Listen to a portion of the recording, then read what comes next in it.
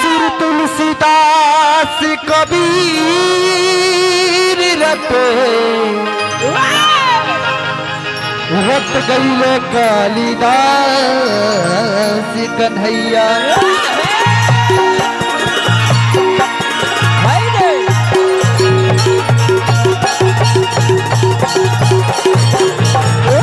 क्या बात है।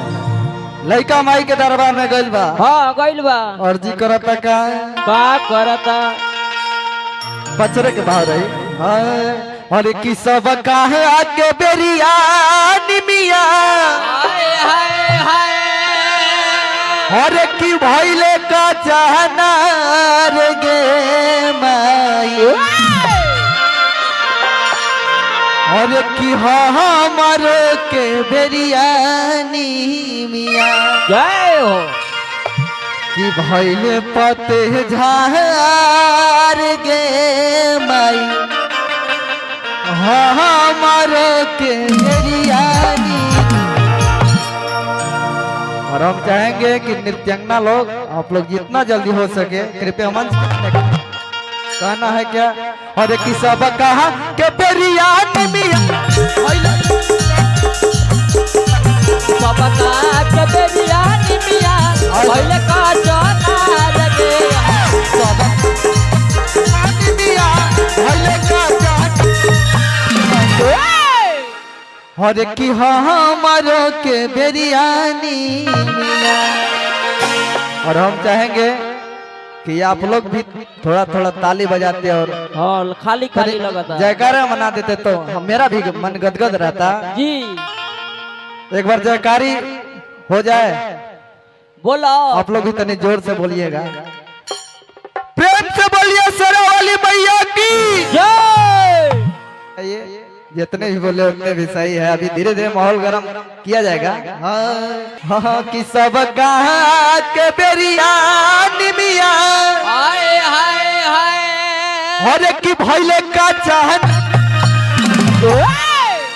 कि हमर के बेरियानी मिया कि भइले पता झार गे माई हमर के बेरियानी।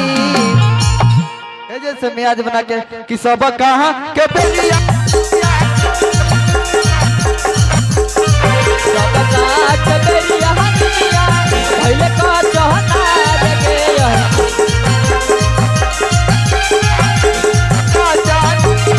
हमर के बेरिया हमर के बेरियानी में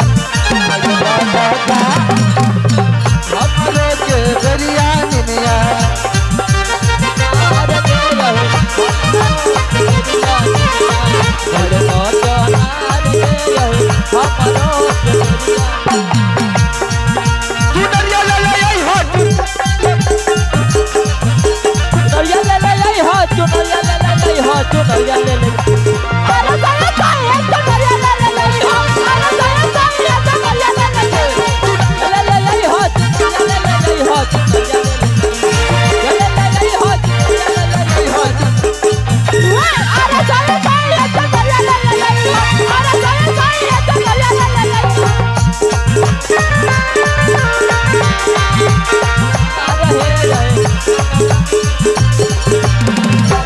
लड़का कहा था ऑपरेटर भैया आपका माइक बीच बीच में छोड़ दे रहा है, बिल्कुल नहीं बज रहा है, इसको सुधार किया जाए। हाँ लड़का कहता का हकी औटी पौठी रो पापा मैया हाय हाय हाय हर की सेवया नार गे माई हर की औटी पौठी रो पापा मैया हाय हाय हाय की सेवया कि बीचवा में रो मैया बीचवा में रो पापा मैया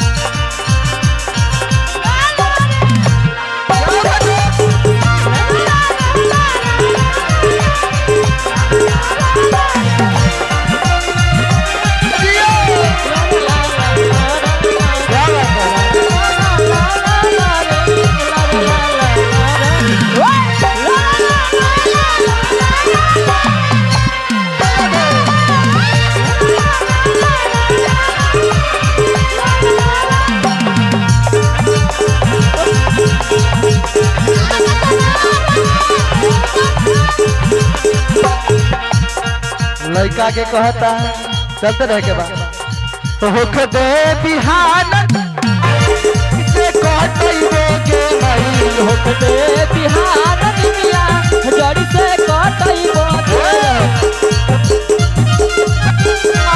जड़ी से कटइबो के मई अरे की जड़ी से कटाई निमिया अरे की घोरबो घोरान गे मई जड़ी से कटाई